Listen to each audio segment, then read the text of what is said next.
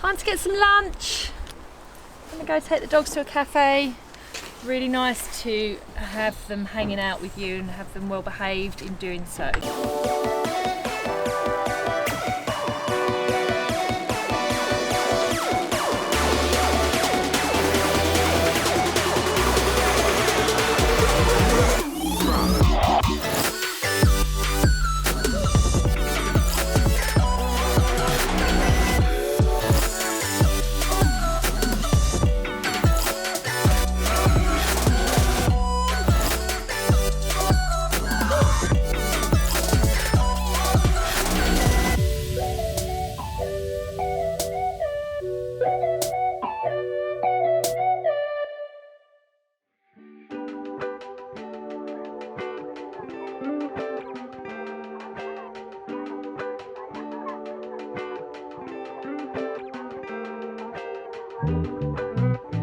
Just getting Moose to experience this, put some of his training into practice with no pressure. If it doesn't work out, you can always go home.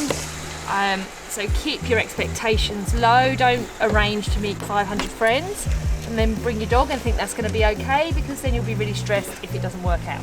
So everything with Moose at the minute is about barging, being in front. Look at this. Sit. Thank you. Wait. So when you do stuff with your dogs, if I'd have just grabbed the lead, which is what I've done with Hogan, which is why he jumped out, you just get a bit lax with your training. So if you just grab the lead and the next thing for the dog is that they just jump out, then that's exactly what they're going to do every time you grab the lead. So again, just being mindful with your youngster, you want to embed good things going forwards. You can always pull back with an older dog, but with a youngster it's not so easy. So stand your ground. Sit. Hogan. I don't really let Moose jump out at the minute. It's a bit chaos, but I carry him down. He's still a bit young, so I'm still looking after his joints here.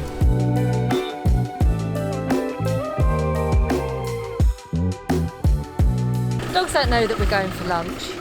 It's just exciting. Everywhere's exciting for a dog.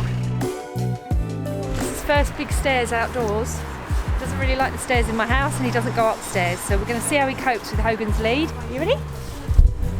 It's only a fear if we make it one. Ready? Let's go.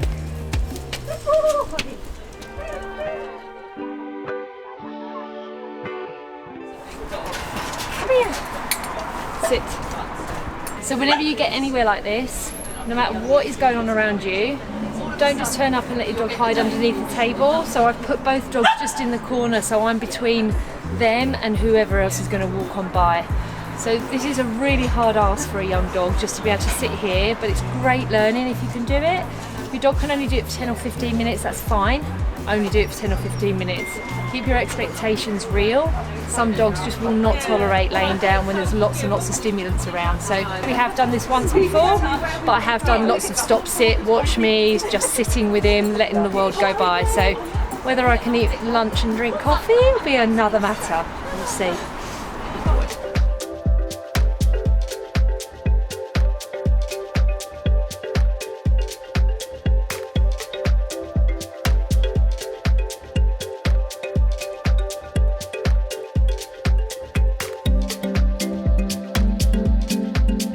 So I'm often asked when people do this, people do like to take their dogs to cafes and pubs and stuff, and some problems can arise if you just let random people, random strangers come over and pet your dog. Likewise, I wouldn't be kind of asking them to be involved and get them to give your dogs treats or anything like that at all. If you're doing anything like this, you just want your dog to be able to cope with the situation. They don't need to be wondering if someone's going to come and bring food, or if somebody's going to be really scary, or if someone's going to be shouty. They just need to learn to be part of your environment and sit and tolerate that. So no, people shouldn't really come over, especially with a young dog. They can walk past, they can chat to you, that's fine, but particularly while they're in this learning phase and it's a really delicate stage of development, I wouldn't be letting people come over and pet your dog. So just a top tip there.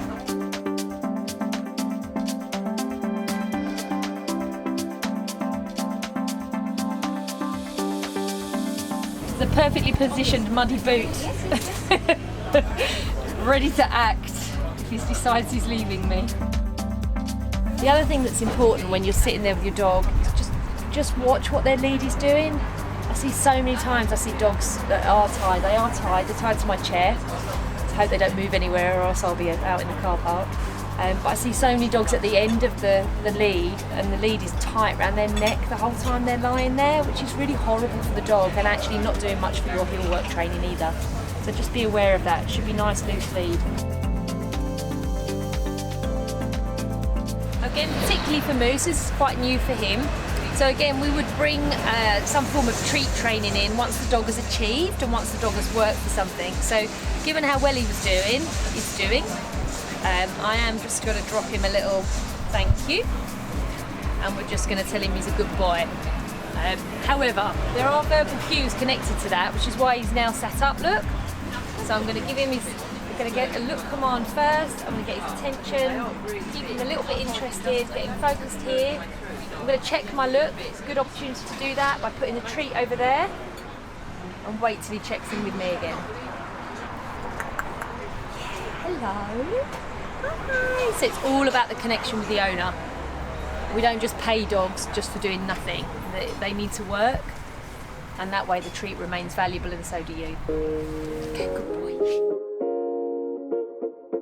Switch. Good boys.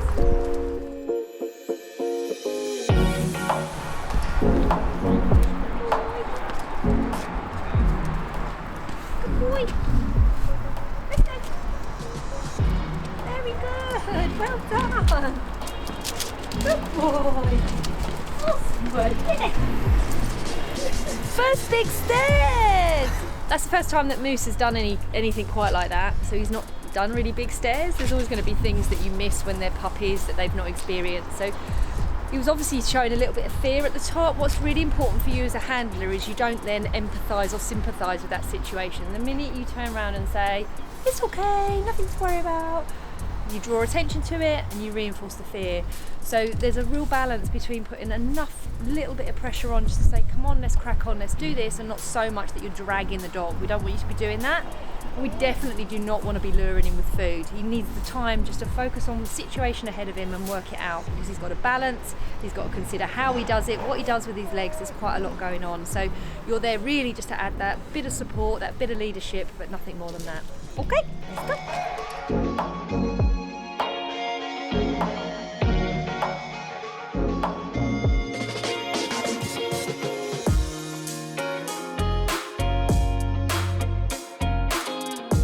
Always take their collars and leads off when they get in the back of the truck. It's separate to me, so obviously when I'm driving they're in here, I can't get to them, and obviously we don't want any accidents, so we'll leave them naked. Oh boys. Sit. Hello. Earth to Moose. Sit. Good boys.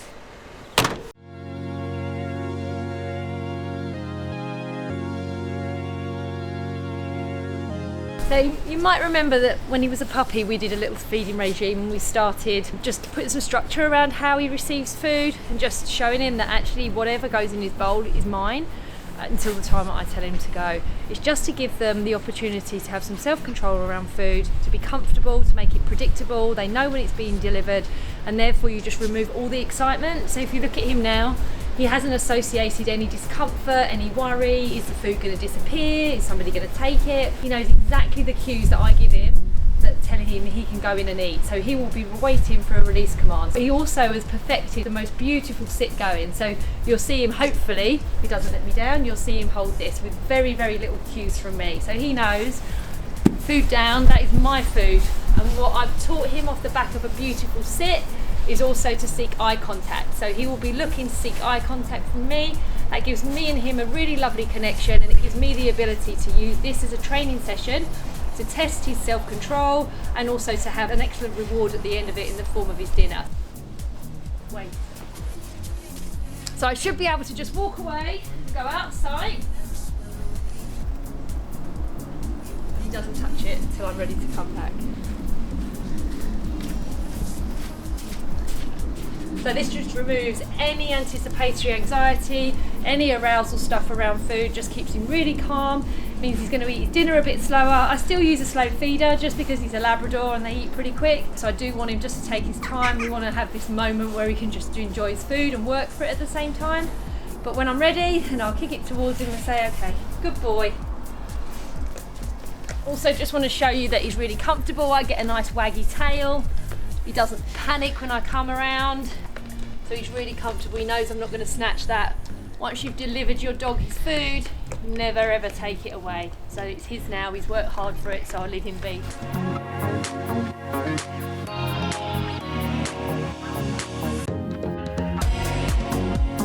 Okay, when the dog's finished, use it as another opportunity just to get control of the situation. Lucy, good, wait. So I'd always get control of anything to do with food or possessions. Make sure you know that you've got control of the dog first. If you've got a dog who's a little bit reactive around things and likes their possessions, likes their resources, and you go grabbing stuff, you make that more valuable. You haven't got control of the situation, then you're liable to find a dog that does react to you, your movement. So just be a bit aware of that. That's, again, it's not really behaviour that we want to be happening, but it does happen in some dogs. So loose. Good. Perfect, okay. And there's his release command to go be a dog. So I'm just going to get out the trusty mat. Those of you guys who've seen my puppy coach videos and invested in those online may have seen me use this with Hogan.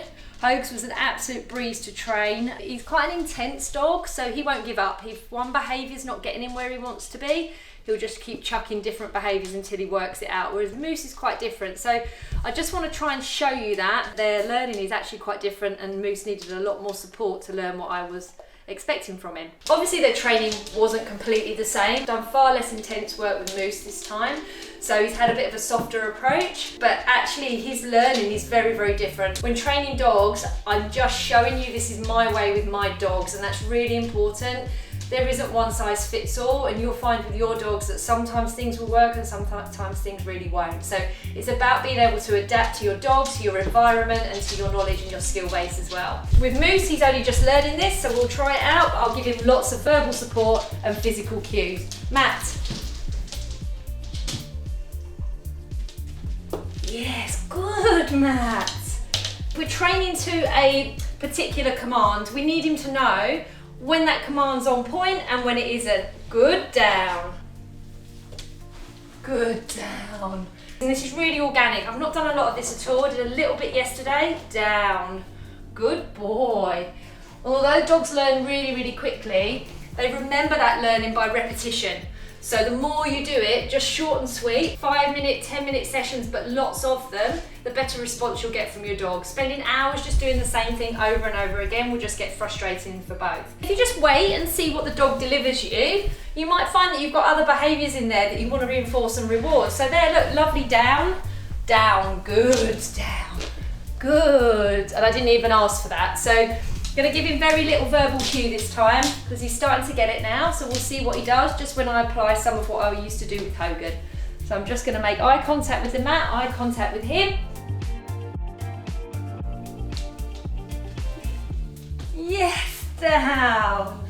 Good, down. Well done. Good boy. Lovely. So nice and such good learning for him without any pressure from me at all. He just wants to please. And that is all you can ask from your dog. If you get a relationship with them where they just want to try and do the right thing by you, you're there. You can teach them anything you want. And if you add a little bit of treat training on top of that as well, that's just going to further embed all the good stuff that you want. So if you can see how this will translate to the outdoor world, you could just have a little bit of vet bed or a little fleece or something that you chuck down in the house and just literally teach the dog what you want from them. So bed and off, bed and off, bed and off, consistently indoors with no stimulants.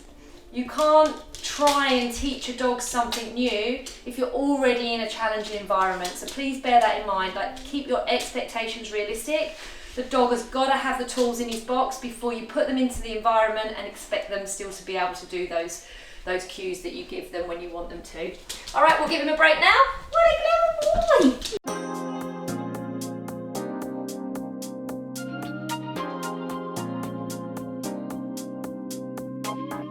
We're just going to do a leave it. commonly I will always get a dog to be in the kitchen area. It's the easiest place to actually set a nice safe zone up. The owners are walking in and out there. It's a good way to get control of major resources. But obviously it's an area where there's quite a lot going on and there's lots of cooking and there's maybe food, etc. dropped on the floor. So instead of seeing that as a challenge, I actually see that as a really nice opportunity to be able to train your dog. We have done quite a lot of this when he was a baby, but again, I've not reinforced it because he should know it by now. However, we do now have testosterone on board, so he is a very different dog. Not for any negative reasons, it's actually quite fun for me because it's new learning, but it does bring extra challenges. So we've got all sorts of different levels of scent and smell. What's important for the dog is anything you drop on the floor, they never ever get. So by leaving what's on the floor and you really stand your ground with that, you then would reward from the surface. So I would always have a treat either in my pocket, hand, or on the side, so the dog looks back to you to gain its reward for ignoring whatever's on the floor. Once the dog has learnt the command, we don't use this anymore. So Moose is at the stage where I can use a really strong leave it, and he's not always looking for a reward if I don't look like I'm going to give him one. I'm going to show you how that process works for today, and then we'll show you just leave it in action. So at 8 months old, I have an expectation that if I tell him to leave it, he should leave it. So we'll do him a little gauntlet. Leave it, sausage, leave it. And if you've embedded a leave it command quite strong, he may even turn away and start actually to avoid it. So if I ask again, leave it. And I'm going to follow that through with leave it and send him away. So again, testosterone's on board as a puppy. As I gave my leave it, he would have looked completely away. He didn't do it then. Like I said, he's a different dog now, and I want to show you real time how they change. So I'm not going to ignore the fact he carried on looking at what was on the floor. I've asked him to leave it, and that could be something dangerous, serious, something, could be a dog outside that's really eyeballing him and I don't want him to make eye contact. Leave it means you turn away and you ignore, and I've followed that through by sending him to his bed to make that point, okay? Leave it. Good, good. So he took a couple of steps back from that, wasn't perfect, but I'm going to fine tune that behaviour. Leave it. Good. Coming back to me, always going to reward that. Always want him to check in with me. And this is a tough one. This is a sausage. Leave it.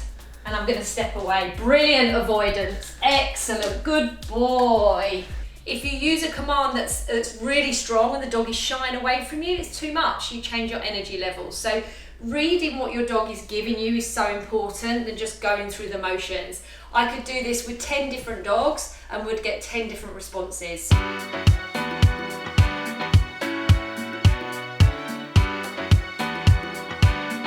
Having verbal cues that work for humans in order to interact with their dogs is really important. We're talking all the time, and we will naturally converse with our dogs verbally. The more words we can tell them, the more we can link our words with certain behaviours, the better behaved dog we're going to have, because we will always resort to verbal commands as our primary communication. So everybody uses the word no, and I've lost count on the amount of dogs that have come to me for training and behaviour who think their name is no because they've never actually learnt what no really means. So I think it's always good to give the dog some sort of baseline for what no means when a human uses that word. So there's obviously food in my hand, and he's going to be interested because that's sausage and that's going to smell real good, isn't it? So I'm basically going to open that up and show him. We've already done no, can you tell? So I've done this with him before, and again, this is really, really awesome learning because this is just happening now. We've not practiced this at all. But he knows this whole technique. When I open that hand, that's not his, so that's a no right there. So how I would have taught that, in fact I'll try with Hogue, it might be easier. I haven't done this with Hogan for a long time, and he does love his food. So we'll see. So basically, hand out. As soon as he shows an interest, I'll show him. He's already snatching, so he's already gonna do it. So, no. Beautiful, and I would give from the other hand. So we'll go again. No. Avoidance straight away, give from the other hand. No, avoidance, beautifully done. All right, so it's really clear in Hogues, so you can see how, no, yes, good boy. No,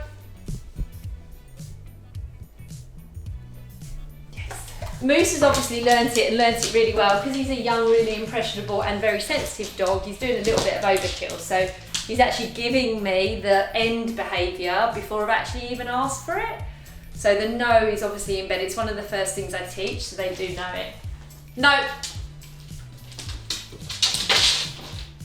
Beautiful. All right, and I can really mould that. If that's what he's going to choose to deliver me, couldn't ask for anything more than that. Don't want fear, don't want them to be terrified, but then having that verbal cue that has a real meaning embedded in the dog's brain, he doesn't know why he's reacting, he just knows he hears no, and he stops what he's doing and he backs away. So important if you've got a situation that's just about to kick off between two dogs, or he's about to walk towards a child and you know that child's not going to cope. You need to have some kind of verbal cue that is a consequence, that the dog understands they need to stop what they're doing. Here's one I didn't train earlier. Sit. Oh, really clever. Are you ready? And Marley's eyesight's not great. He's always done what he liked anyway, without any instruction from me. Shall we try? No.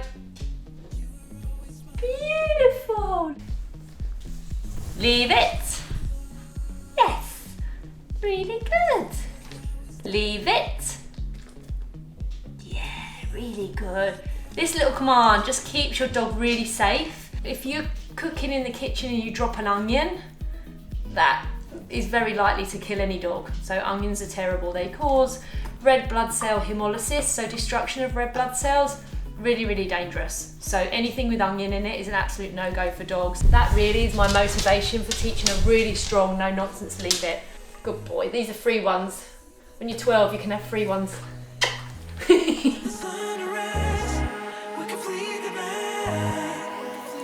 So from the gate perspective, I need manners.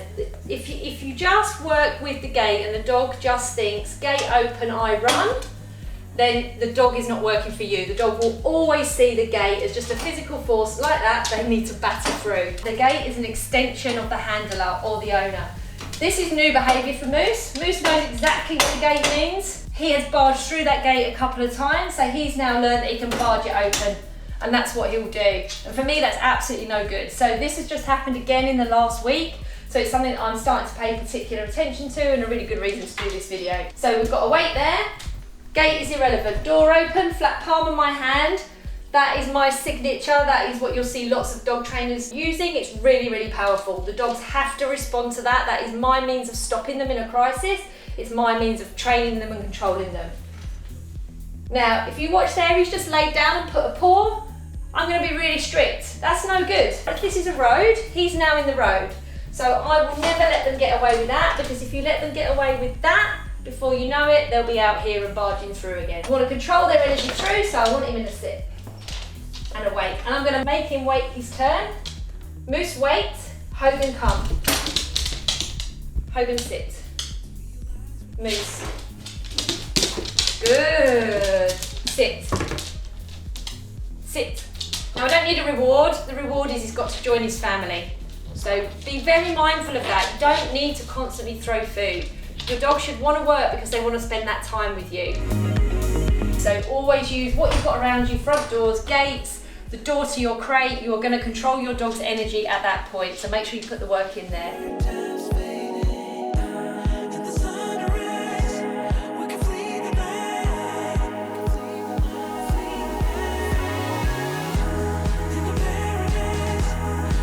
That's it for today, guys. Really hope you've enjoyed that little roundup of where we're at with Moose. Adolescence is a really challenging time, so please don't overlook it.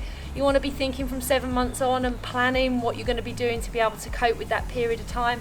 And just remember, it's really hard for the dog. Adolescence in dogs happens in months. They go from being basically babies to teenagers in a really short space of time, and then starting to look into their adulthood. So think about that, and think about that in terms of our own teenagers. It takes them years to be able to mature into adulthood. So very short period of time for dogs. Hope you've enjoyed it. Hope it's given you some sort of perspective on what it's like to actually really own a dog in today's society and the challenges you face. I've tried to give you a really real-time picture of what that looks like. Don't forget, if you like the videos and you want to see more, then please do like and subscribe, and we'll keep them coming. Thanks, guys.